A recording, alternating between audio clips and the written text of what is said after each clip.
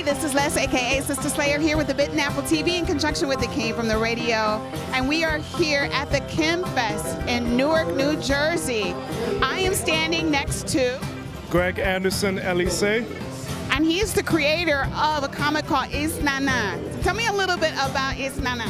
So Is Nana is based off of the stories of Anansi the spider from West African and Caribbean folktales, and my character is his son. So it's a father and son story, them working together to stop these creatures from causing chaos in the world while trying not to drive each other crazy at the same time. And what I'm doing with this book is introduce people to more black mythological gods and deities, whether they're from Africa, the Caribbean, or African American folktales, to showcase that, you know, we have our own deities and heroes that we're not being educated on because, you know, we're busy requiring to learn about European culture. Which is, I understand that completely. I wanted to look at this.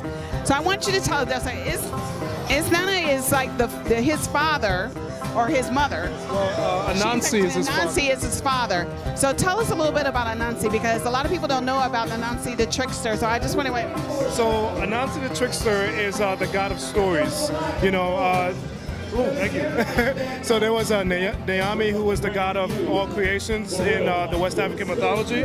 Anansi pretty much wanted to become the god of stories. So Naomi said, let me have you complete these 3 tasks in order for you to become the god of stories. And he uses a lot of his trickery to overcome characters like a leopard and hornets, anything that was larger than him. And he loved to like cause trouble, just for selfish reasons, even just to get food or just to cause, you know, chaos, you know. And so my character is essentially his total opposite. So I thought it would be cool to have a very polite and nice kid who, you know, is a son and who doesn't like to fight, but you have Anansi who's always trying to fight somebody. You know, and that was the fact that a lot of people didn't really know Anansi was what inspired the character, the story, because I got a little annoyed hearing a lot of black people who would say, "Who is that?" when I would ask, "Do you know about Anansi?" You know, so my character is sort of becoming the next generation of trying to reclaim his roots and continue on the legacy of his father. Do you feel that after the big success of Black Panther that people are a lot more open to learning more about African culture in particular? Because one of the wonderful things about Black Panther is it didn't just centralize in one particular area of Africa. You know, they have different tribes. So do you feel now people are a little bit more broader minded, African American community more broader minded to learn more about our culture? I definitely think so, because I've been doing the convention scene for the past 2-3 years now, and ever since, you know, Black Panther started coming out, there's been a lot more people coming to these conventions, especially the black conventions, you know, a lot more than ever before.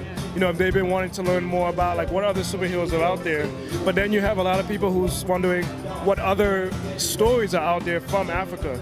You know, and that's actually helped me a lot with my book, because it's like, oh wait, this is based off of African mythology, you know, and so it's always been like, I definitely feel like this is the right time, the perfect time to jump in, try to figure out what it is, what's going on, and also learn from like the source, you know, what other stuff is out there that's not being published by Marvel and DC, you know, what about the actual mythology from Africa, what are they, you know, every country has its own story and mythology, let's find out what they are.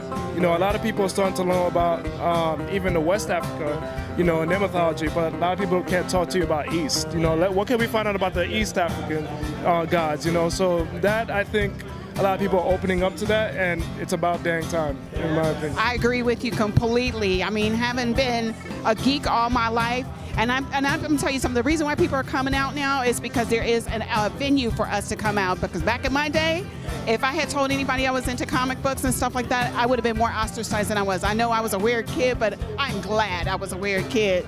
So where can we find you on social media, Facebook, all that other kind of stuff? So I'm definitely on Facebook. I have a very active Facebook, Greg Anderson Elysee. You can find me as Greg Day, D-A-E, on Instagram. I'm also on Twitter, Greg, A-N-D-E-L-Y. If you want to get a copy of the book, you can find it on Amazon and comicsology.com, and also peepgamecomics.com. All right. So you all take a bite out of your culture, learn a little bit about Is Nana and all of the African deities that you don't know about. It is a rich, beautiful culture that you are a part of. We'll see you soon.